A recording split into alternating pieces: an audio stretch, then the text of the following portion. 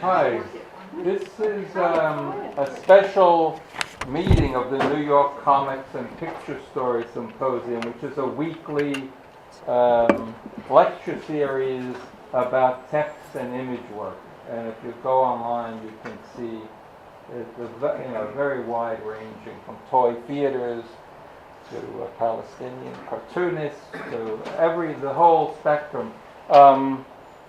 And I'm Ben Catcher. I'm in the illustration program here, and they sponsor this event.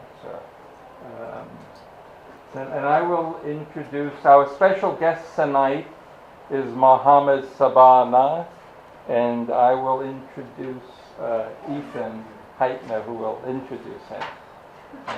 Okay, that's my introduction. Hi, very glad.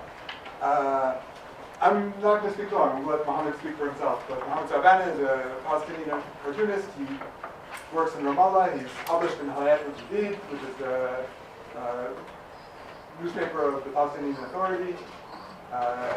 He comes from sort of the tradition of editorial cartooning, which has a long tradition in Palestine. And he'll tell you more about that tradition and that world. And afterwards, I'll do a little interview with him to sort of cover other material that he didn't cover, and then we'll open up the floor for a Q&A, and then we're also recording everything, and that will be posted online afterwards. Thank you all for coming. Thank you, Ethan, and thank you all for coming here and attend this evening. I'm Mohammad Saba'aneh, as he mentioned, a Palestinian cartoonist working in a daily newspaper. It's a formal newspaper for the Palestinian Authority, and now I'm here for an exhibition. Was in DC. Sorry, I will switch to Arabic because my friend Ethan told me that my accent is broken accent for New York. بداية عشان نحكي عن الكاريكاتير الفلسطيني والعربي لازم نبلش نحكي عن الصحافة في فلسطين خاصة، لأنه الكاريكاتير الفلسطيني والعربي ارتبط في الحركة الإعلامية وفي الصحافة لعدم وجود مجلات متخصصة في الكوميكس. So in the beginning, it's important to talk, in order to talk about Palestinian caricatures and cartoons, to talk about Palestinian journalism in general, because it's related to the related to the media, and because there is no comics magazine, because there is no comics magazine and there is no any place to publish their cartoon, they depend on the daily newspaper. And the first Palestinian newspaper was launched in 1917. The name of this newspaper was Palestine. That means that because it was launched in 1917 because of the United Kingdom occupied that area, and the people started to care more about the news and to buy the newspaper to see what's happening around this area. Switch to Arabic or? Arrested me and put me in jail. I think just because I'm a cartoonist. And they asked me a lot of questions about my cartoon, about my work, my international participate, why you draw that and why you say that, about my relation, about my brother, because I published a book with him in Lebanon, and a lot of things. And in this accident, there is something very important I want to mention. That's how I can go there. Inside the jail, and because here there is some cartoonist and art student, and inside the jail, because I'm alone in this jail and I look like alone and spend a lot of time alone without any one to talk with him, I started just how I can do. They are attacking me by this lonely and I could not do anything. I started inside the jail to think that when I released from this jail, I will draw a cartoon about the Palestinian prisoner and what's happening inside the Israeli prison. That's why I started to draw this cartoon inside the jail about the Palestinian Authority, about listening to their family, about humanitarian aspect, about the Israeli law, how they can talk about themselves that they are democratic state and they arrested cartoonists.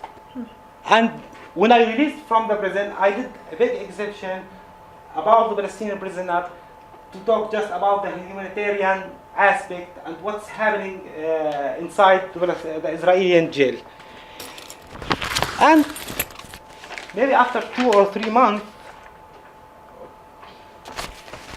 I don't know if I draw a cartoon just about Prophet Muhammad and some guys from Palestinian Authority provoked the Palestinian prisoner that Mohammad Saba'aneh offending our Prophet Muhammad, and you have to arrested him, you have to judge him, and actually they asked me to apologize for the people, and I told them, okay, I did something wrong for our God. I will ask for forgiveness from our God, not from the people. I will not apologize for anyone, and that's why they stopped the investigation with me, and I back to my newspaper to work to publish my daily cartoon.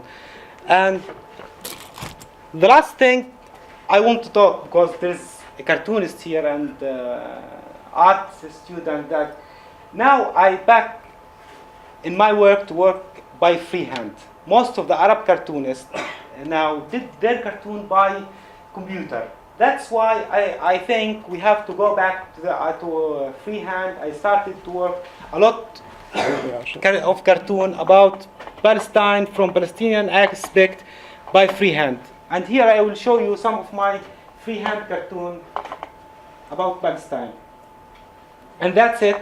If anyone wants to ask me anything, or what I'll do is, just to make it a little slower, why don't we go one by one and you can talk about each one, and then when you tell me I'll hit next, rather than do a slideshow. This cartoon I show the Israeli soldier make a clip for the peace dove. Tell me when you... Okay. Yeah. And here his leg look like part of the Israeli wall. And this talk about the administrative detention in Israel, that how the Israeli army have control on the Israeli court. Do you want to talk a little bit more about what administrative detention means? Or you can say it in Arabic. Okay. He asked me to explain what is the administrative detention, and I will explain it in Arabic because there is something she have to explain. الاعتقال الإداري هو اعتقال بدون سبب يعني. The administrative detention is like being a detention or an arrest without any cause. يحاكم المعتقل ب4 سنوات تجدد بشكل دائم. And 4 أشهر. 4 أشهر. 4 أشهر تجدد بشكل دائم. And the prisoner is usually sentenced to 4 months of imprisonment, which are then renewed like constantly. ولا يكون هناك محاكمة للمعتقل. There's no trial for the prisoner. فقط هو يوضع في السجن ويجدد مدة الاعتقال بشكل تلقائي. Yeah, he just sits in prison, and the length of the detainment is just renewed kind of spontaneously. Were you under administrative detention? No. Okay. وكان آخر المعتقلين في هذا الاعتقال الإداري خالد جرار عضو مجلس تشريعي يعني like member of Congress وهي فلسطينية الآن هي موجود داخل الاعتقال الإداري. And the most recent famous case of administrative detention was Khalida Jarrar, the Palestinian member of Congress. ويعني هناك في آخر إضراب عن الطعام دام 60 يوم كان مطالب المعتقلين هو إيقاف الاعتقال الإداري. في آخر إضراب عن الطعام للمعتقلين كان بسبب الاعتقال الإداري أضربوا ما يقارب 60 يوم. Okay, so the last hunger strike was asking for the end of administrative detention. That's it. Okay.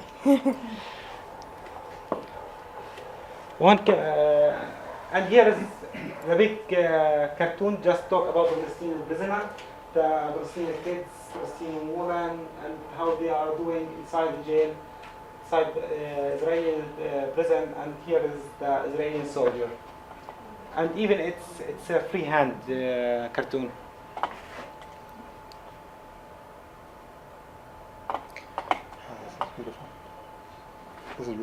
This one I can explain it actually because it's more emotionally.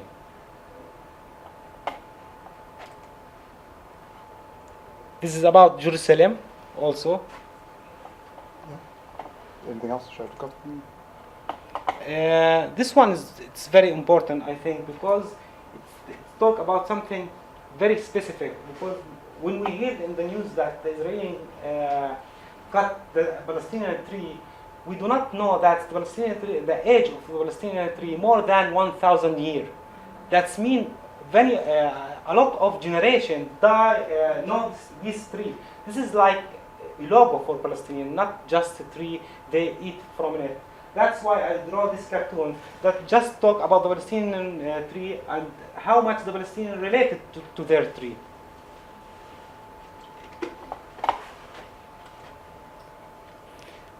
This is about the opinion and the opposite opinion. When all the people have one direction opinion, one guy want to be the opposite one, but he can't because all the people have the another direction. That's why he flipped down his sign to their opinion. This about the Israeli wall. Yeah. And how is the Israeli wall divided everything in Palestine, not just the Israeli area and Palestinian area. The Israeli wall divides everything in Palestine. Even one family, sometimes you will find the wall between their homes. And this is about Gaza. This was the first cartoon I drew by freehand because I want to draw something very big and very huge about how يعني مقدار البشاعة الإسرائيلية في هجومها على غزة. مقدار البشاعة. Like how brutal and ugly and outrageous. How ugly the Israeli attack on Gaza. That's why I draw this cartoon and provoke it to go to the freehand. Can you talk a little bit more about the decision to go to freehand? What you're saying here, like why it was important to you? اعتقد يعني خلينا نشرحها بالعربي. يعني اعتقد انه احنا بحاجه انه يعني نرسم شيء متعلق اكثر بالفنان نفسه من اللجوء للتكنولوجيا. اصبح توجهنا للتكنولوجيا كثير يعني extremely في عالم الكرتون. I believe that it's important to draw in a way that makes us a little more connected to the art, more connected to the artist himself. يعني أصبح عملية استخدام التكنولوجيا بين رسامين الكاريكاتير العرب عبارة عن سباق في استخدام التكنولوجيا. عشان هيك أنا حبيت أمشي في الاتجاه الآخر، إنه أعود للرسم اليدوي وأحاول إنه أوريهم. Yeah, and it's become the presence of like technology in art, especially in cartoons, has become very much the norm, and so I wanted to kind of march in a different direction, and that's it. Yeah, no, it's important. Another cartoon about the same topic. I have a question on the previous cartoon. If you can, is it possible to ask questions now? Whenever we go through stuff, and then we'll come back. That's it. يعني ولا كمان عندك. You have more? خلص.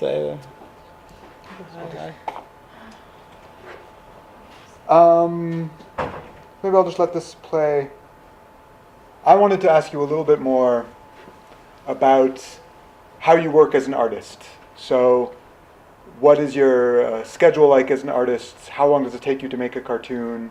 And talk a little bit also about the economics of being an artist in Palestine. Like economics to be. Like, for example, do you support yourself entirely by your art? No, actually, I'm working as an employee in university, as a director of a branch of American University in Palestine, because we can't depend on the salary from the cartoon to live inside all Arab world. I wake up in the morning, go to my job for 8 hours. Sometimes I spend my time in the office, and this is record will be, don't send it to the university. Make some sketches for the newspaper, then when I go back to my home, started just to make it by computer or make the ink for the cartoon, then send it to the daily newspaper. Sometimes I draw more than one cartoon when I find the time. because the topics in Palestine for more than 17 years doesn't change. And the same topics: the settlement, the occupation, the Palestinian prisoner. Just the Palestinian Authority is something new to draw about it. Do you ever get bored of drawing the same things, or do you find new ways to draw it? That's why I look for a new way, not new topics. Yeah. Does the newspaper give you a topic to draw, or do you No. come? Just when I was working in Al-Hayat in United Arab Emirates, they was give me the topics, but in Palestine and in Jordan they did not. I choose my own topics and my own idea, and they changed their own cartoon. Sometimes they don't know publish my cartoon. Do you want to talk a little bit about some of the areas where there's been editorial differences between you and Hayat Al-Jadid, some of the policies, or do you not want to talk about that? No, sometimes, not just Al-Hayat Al-Jadid. I think around all the Arab world, some cartoonists go with the political direction for the newspaper. Like a lot of the cartoonists in the Gulf Street, for example, they draw what the newspaper want them to draw. But for me, actually, I draw what I need to draw. And I send it to the newspaper. Sometimes they publish my cartoons, and sometimes they do not publish my cartoon. But I think I have to draw what I need to draw, not what they need to publish. Because when I draw what they need to publish, I will put the censorship. رقابة ذاتية. Yeah, self-censor. Yeah, self-censorship. Do you have a direction that you hope to go in with your art? Where do you hope to? What are your goals for your art? In 10 years, what do you hope to be working on? بحب اشرحها بالعربي. حاليا انا رجعت للكاريكاتير اليدوي او بالشخصيات هذه الموجوده اللي احنا بنشوفها. بحاول يكون في توازن ما بين جماليه اللوحه والفكره السياسيه. So right now I'm focusing more on freehand drawing, and I'm hoping to create a balance between the beauty of the drawing or the artwork and the political idea. أنا قضيت فترة كبيرة أفكر في الفكرة وفي الموقف السياسي على حساب جمالية اللوحة. هلا بحاول كثير أوازن في جمالية اللوحة مع الفكرة السياسية والفكرة والموقف السياسي. Because I spent a very long time focusing on the political message and position and idea at the expense of the beauty of the art itself. وأعتقد إنه الكاريكاتير هو فن، فبالتالي يجب إنه مراعاة جمالية اللوحة كمان مع مراعاة الفكرة والموقف السياسي. And I believe that caricatures and cartoons are an art, and so it's important for the art also to play a role, not just the political message. That's it. Yeah, the last question I'm going to ask you, because I told you I was going to ask you, is we met... you promised to ask me. Yeah, I told you I was going to ask you. We met because I think the first time we contacted each other was around an organized petition around BDS and the boycott. So can you talk a little bit about, for this audience here, as a Palestinian, as an artist, about the boycott and why it's important and how it impacts you and how you... Did I ask you to talk photo to me while I'm explaining this thing? Step to the side of the camera. أنا راح أشرحها بالعربية هذه. أنا طول عمري مقاطع للمنتجات الإسرائيلية، ما بستخدمش أي منتج إسرائيلي. لكن بعد دخولي للسجن فكرت في فكرة المقاطعة أكثر. First of all, my whole life I have boycotted all Israeli products and merchandise. But after my time in prison, I began thinking about the boycott more. داخل السجن كان ممنوع تدخل أي بضاعة غير البضاعة الإسرائيلية طبعا. حتى في زيارات الأهل ممنوع إنه يجيبوا لك أكل أو الملابس أو أي شيء عشان تعتمد على البضاعة الإسرائيلية. In prison, it was forbidden to bring in any product that was not an Israeli product. Even with family visits, the family cannot bring anything that is not an Israeli product. فكرت بأنه إذا جربنا داخل السجن أن نعمل مقاطعة للمنتج الإسرائيلي، إيش رح يحصل للمعتقلين الفلسطينيين؟ So in prison, we thought about if we tried to boycott, to participate in the boycott of Israel, how that would affect us, the prisoners, in Israeli prisons. فقارنت حياة المعتقلين داخل السجن في الفلسطينيين خارج السجن هي نفس الشيء يعني So I compared the situation of Palestinians in Israeli prisons to Palestinians outside prisons, and I found that it's the same thing. لأنه كمان في الخارج الإسرائيليين في هناك جدار يتحكموا في الحدود ما بتقدرش يكون في استيراد وتصدير للبضائع الفلسطينية. Because even outside of prison, there's also walls. Israel prevents the export and import of Israeli goods or Palestinian goods. Sorry. كمان هي عبارة يعني إسرائيل تتحكم بالحدود فبالتالي تتحكم في طبيعة البضاعة اللي بتستوردها وبتصدرها. And of course, Israel is in charge of rules over the borders, and not only the borders, but the nature of what can cross those borders in either direction. وكمان هناك تحكم في الاقتصاد الفلسطيني من خلال التحكم في المزارعين، يعني في استخراج المياه، في طبيعة الزراعة داخل الضفة الغربية. And Israel also controls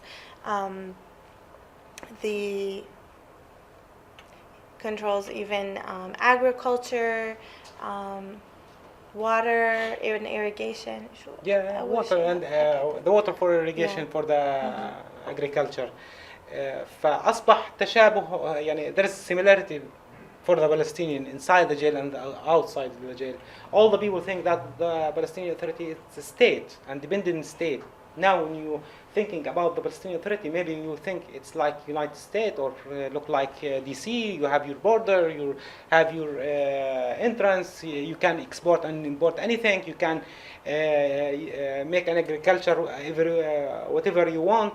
But in the fact, nothing from that happened. All of the Palestinians under the Israeli siege, not even Gaza, also West Bank. That's mean all the Palestinians like they arrested us like arrested the Palestinians like just for maybe to make them customer for their goods. That's why we have to boycott them inside Palestine and outside Palestine, because boycott Israel from here from outside Palestine it's يعني more easy than for the Palestinians to boycott us, to boycott the Israelis from inside. That's what I encourage all the people around the world to support Palestine by boycotting Israel. Is there anything else you want to say before we open up the floor to questions? Do you have other? Okay. You good? Yeah. Good. Thank you all for coming. We'll open up the floor to questions now. If anybody has questions. Have you ever drawn cartoons about Hamas or someone not Israel? Yeah, I drawn cartoon about Islamic movement, and I mentioned that in a presentation, and I faced a threat from this Islamic movement. Have you had to stop because of that? No. And Israel arrested me, and I did not stop. I will not stop to criticize anyone. This is what I have to do. This is my role, actually. And then you had a question. Yeah. The cartoon that I saw on the internet, the announcement that came out about tonight's event, which was shown here with all the guns. Yeah. Toward the kids in showing Gaza. on the child. I was very taken by that cartoon. I think it's a great cartoon because it brings everything together. It brings the United States, the oil sheikhs, everybody, and Israel all together, focusing in on this small child. And I just wondered, I mean, those of us who have been active in the whole Palestinian support movement know about all the daily crimes that are being committed in the occupied territories and all the difficulties. But we feel that it's also important to constantly expose the forces that allow this to happen that are outside of Palestine and Israel, that are the international forces that are supporting this, including the United States and what's now the oil petrol dollars. So so all of the cartoons that I saw up until this one on the screen were of the problems of the prisoners and the uprooting of the trees and all of these things, which are horrible, horrible things. And then we moved to this one, and this is why I love this so much and why I was very much compelled to come this evening, because I thought it brought all of this together, and I just wanted to say that. Actually, what I represent outside Palestine sometimes and Arab world, I concentrate more than and focus more and more about the human issue. That's maybe our message for the international people and around the world. But I have a lot of cartoons criticize the Arab world, criticize the United States and foreign policy for United States and the European country and the Arab country also. And sometimes I had a problem. I had a problem with the newspaper, and they did not publish the cartoon, which talk, for example, about the war in Yemen now, because my message was, okay, you want to support the king of or the president of Yemen, it's okay. But also you have to support the Palestinians in Gaza. They was under the siege for more than 10 years. But actually, this is not the place I have to show or I have to show the people what I saw about the Arab world. My message when I come to United States or when I go to a European country, to talk about our situation under the occupation, not the Arab world. But if you need, I will send you a lot of cartoons about the Arab world. Yeah. I need Some of them you will like them. I think that.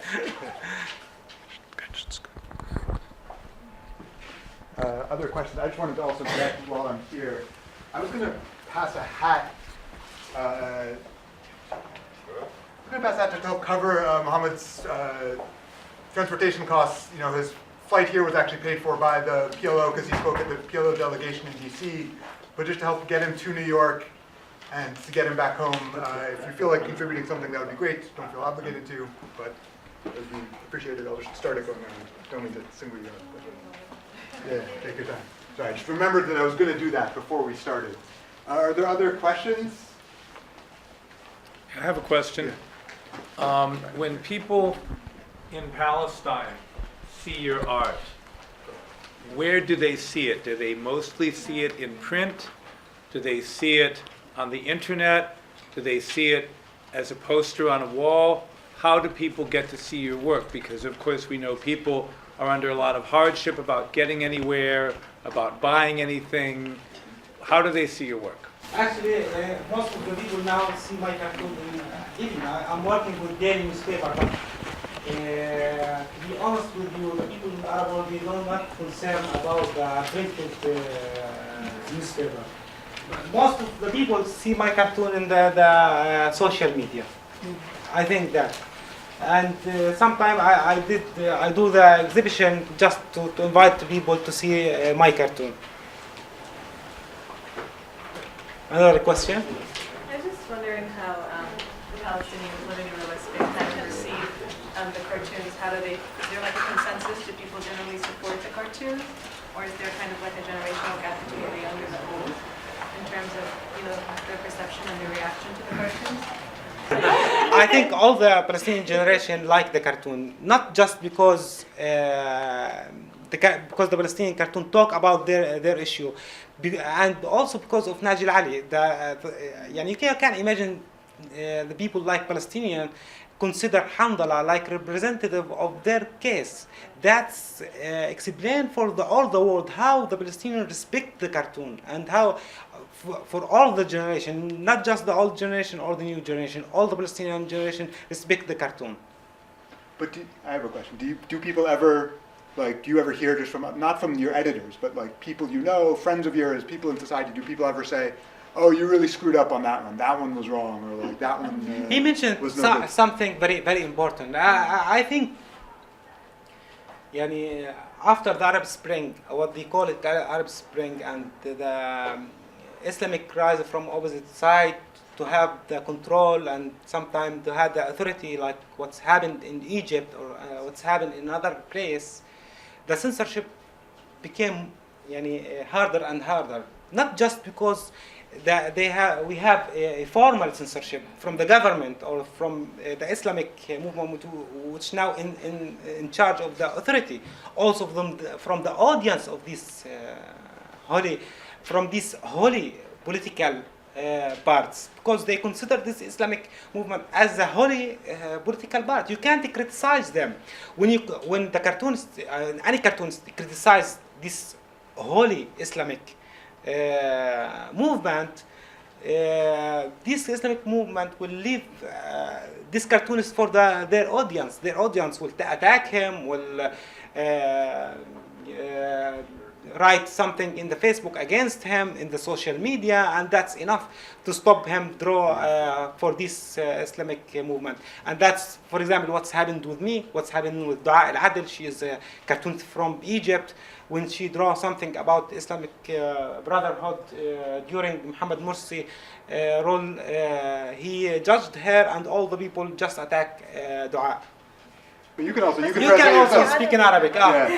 كان عندي سؤال من ناحية يعني المنظمات الفلسطينية ومن ناحية البويكوت. So بأي طريقة يعني ممكن تخلي الكارتونست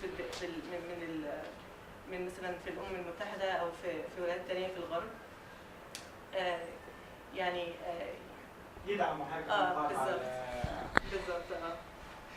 Also, I will answer in Arabic. I'm sorry. في الحرب على غزة، الحرب الأخيرة، أول شيء أنا بدي أحكي عن رسام كاريكاتير إيراني اسمه علي جواد. حكى لي إنه الحكومة الإيرانية بتعمل على دعم بعض رسامي الكاريكاتير حتى تخلق رأي عام مؤيد للحكومة الإيرانية. راح أبدأ عن قصة رسام كاريكاتير إيراني التقيته في باريس. حكى لي عن كيف الحكومة الإيرانية بتعمل على دعم بعض رسامي الكاريكاتير حتى يدعموا الحكومة، فبالتالي يخلقوا رأي عام مناصر للحكومة. Okay, so I will begin with a story of an Iranian cartoonist who I met in Paris, who told me about how the Iranian government tried to use certain cartoonists to create a common public opinion that supports the Iranian regime. ففكرت في هذه الفكرة بأنه صحيح محمد سبعاني بيرسم كاريكاتير، لكن هو بيتحرك حول العالم وبيخاطب كثير رسامين كاريكاتير، فعلينا بعض الأحيان إنه نعمل يعني زي لوبي، نتخاطب مع بعضنا في بعض القضايا الفلسطينية.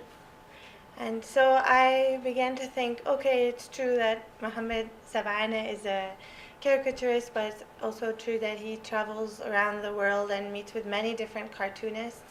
And I think it's important for us to talk with one another about the Palestinian issues. ففي الحرب الأخيرة على غزة عملت على عمل مادي إعلامية مبسطة جميعها إنسانية بتحكي عن غزة، ونشرتها على كثير من رسامين الكاريكاتير الأصدقاء اللي أنا بعرفهم يعني حول العالم. And so during the last assault on the last war on Gaza, I shared a caricature, a cartoon. Shared some humanitarian story about Gaza. Okay, so I shared some as you heard, humanitarian stories about Gaza with the cartoonists that I know, that I consider my friends all around the world.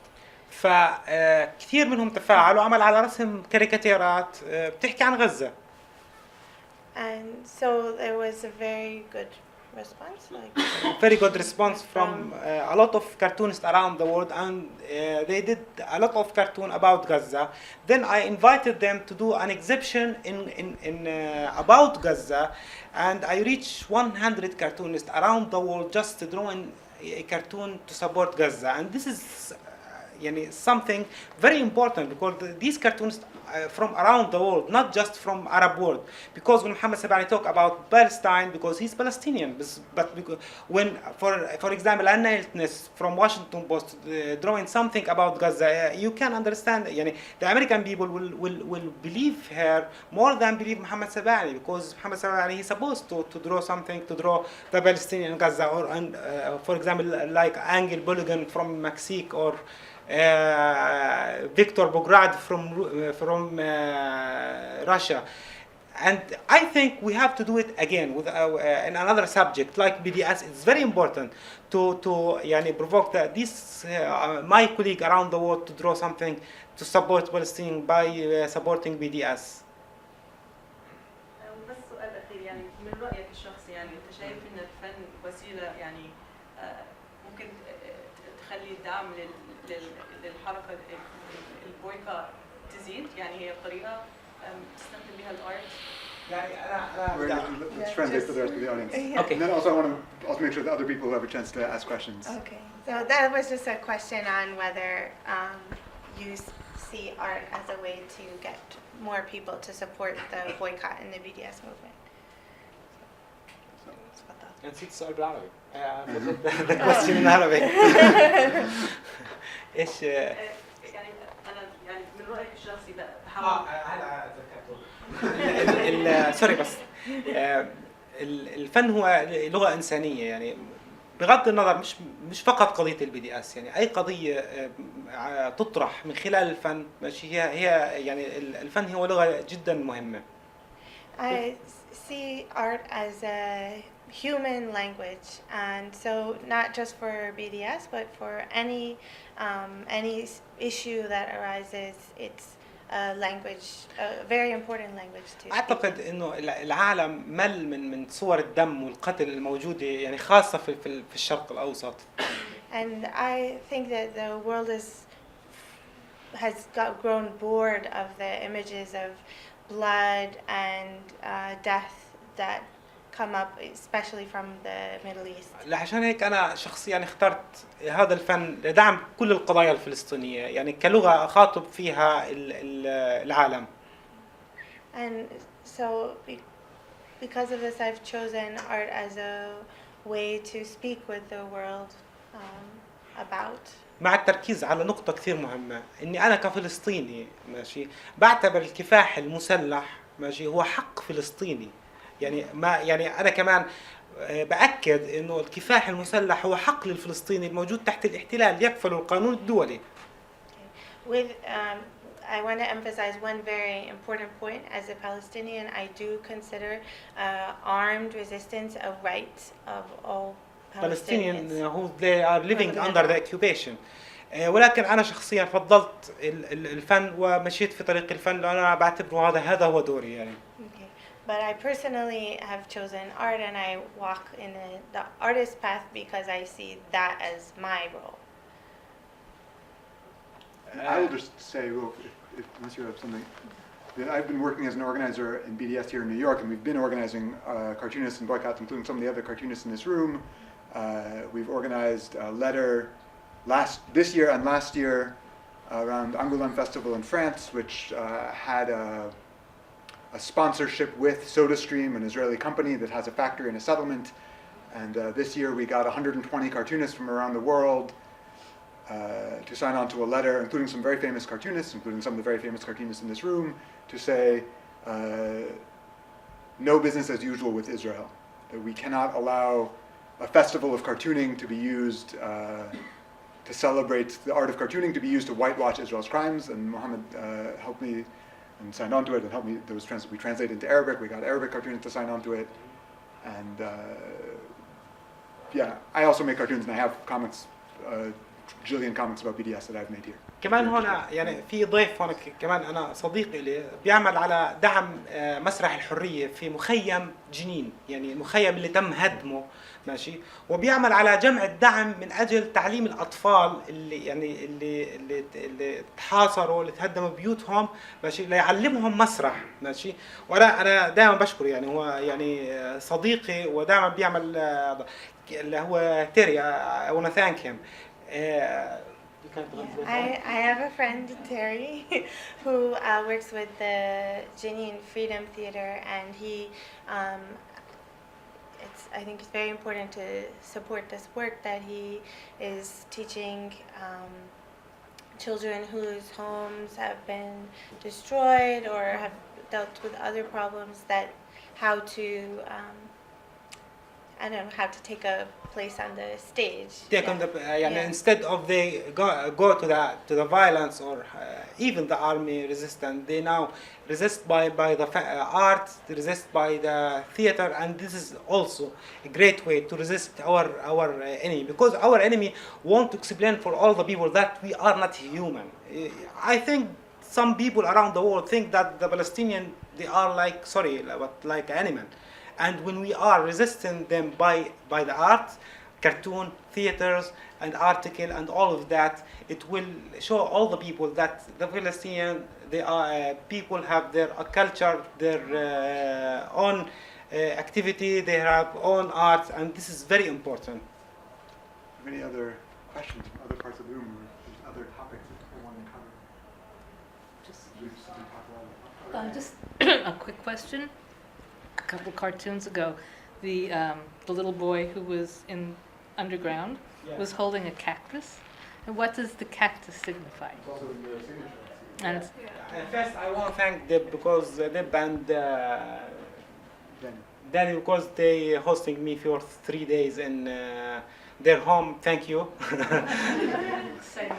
The cactus, for me, it represents Palestine, because when I was kids in Kuwait and was visiting Palestine in every summer, our home in my village was surrounded by cactus. And when I go back to Kuwait and want to remember Palestine, I remember this thing. And that's why the cactus for me represent Palestine. Any other questions? What kind of comics are you reading, or political cartoons? Do you have access? Actually, most of the cartoon I see, it's a political cartoon. I look over a lot of American cartoons like Cal from The Economist, Anna Elkness from Washington Post. I like Angel Burigon from Mexique, Cab from Spain. I look over all the cartoonists around the world, because it's very important to see how all the cartoonists around the world represent themselves, and how they can, what the technique they drawn by the ink, by computer, and everything like that. We're also going to go to the Society of Illustrators show, which is up right now. I'm going to take Mohammed there later this week. There's a really cool exhibit at the Society of Illustrators of alternative comics. How was Joe Sacco's book received in it's very great. I like his book, and I hope I can meet him just to say thank for you from Palestine and from all the Palestinians, because his book was very important. I hope one day I can make something like that. Do you have an interest in doing longer narrative works? So you're very focused on editorial cartooning, which is sort of a different world. Now maybe I will go toward this kind of work, big cartoon with a lot of details, talk about one issue like Palestinian prisoner, like this cartoon talking about Palestinian prisoner. And I think I have to do a piece or two pieces for comics, maybe to encourage the young Palestinian cartoonists to do this kind of art, because there is no comics in Palestine, and this is very important. Even in most of Arab world, there is no comics. Just in Egypt, after the revolution in Egypt, they now started to do some comics, and one magazine from Gaza, I bring it for you. But either there is no comics. Most of the Arab cartoonists who want to do the comics go toward the animation. Can you talk a little bit about there's more questions, sorry, yeah. I was just wondering, two questions. One, are you familiar with Joe Sacco's work? And are you interested at all in graphic novels? And is there any overlap for you? And if so, what kind of what should the topic be on if you were ever to take on that project? Yeah, I did think that Joe Sacco's work was very important for Palestinians, and I love the style that he used to in his work. لسببين. اول سبب انه وهو فنان كثير مهم، حكى عن القضيه الفلسطينيه فساعد على نشرها. So he's a very important cartoonist who wrote about the Palestinian issues and helped in making more people aware of them, spreading it. رقم اثنين بانه يعني الطريقه اللي رسم فيها كانت طريقه جدا مهمه، جميله ومهمه يعني. Yeah, and the way that he drew in his caricatures and cartoons was very great and beautiful. لهيك كانت الكتاب تبعه كثير مهم وانتشر في حول العالم. And it was very important and was spread all published throughout the world. الجرافيك نوفل يعني حقيقة مش موجودة في جميع الوطن العربي، يعني في كل الوطن العربي ما فيش حاجة اسمها جرافيك نوفل، بس أنا بتخيل الطريقة اللي أنا عمالي بشتغل فيها حاليا راح توصلني لجرافيك نوفل، يعني وهذا الشيء اللي بفكر فيه.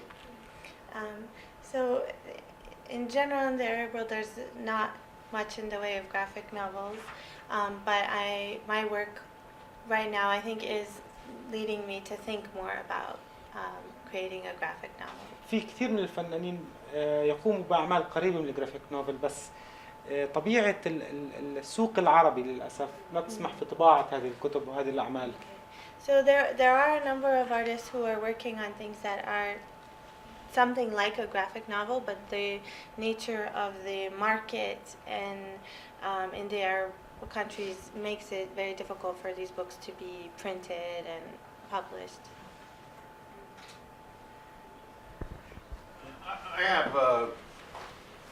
I have an idea that I want to get ideas of help with, put it that way. For a year or so I've been talking to some people about an idea. Let me back up 1 minute.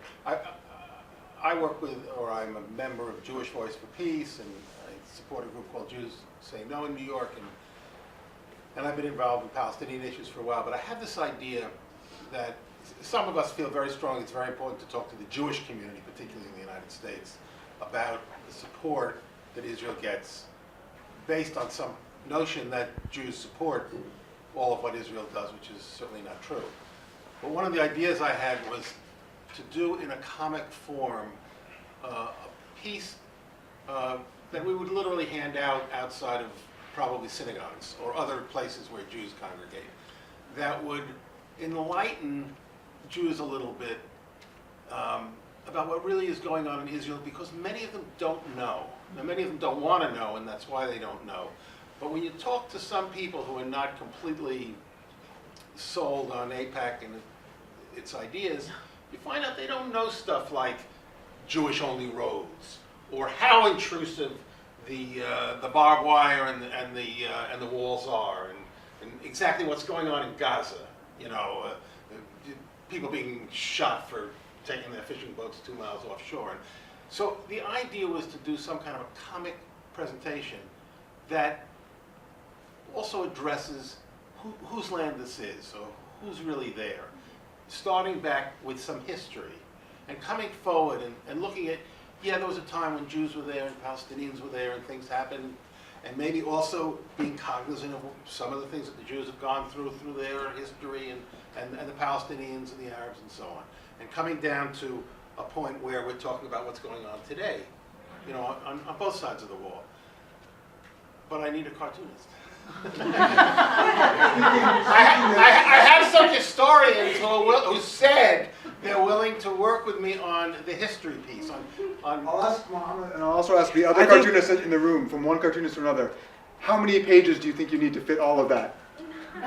To fit also the history, also what's going on in Gaza, also the checkpoint. Let me say something about that. I've thought about that, and I've talked to people I about think it. if we go to the history, we will give. It would jump by millennia. You know what I'm saying? It would jump a lot.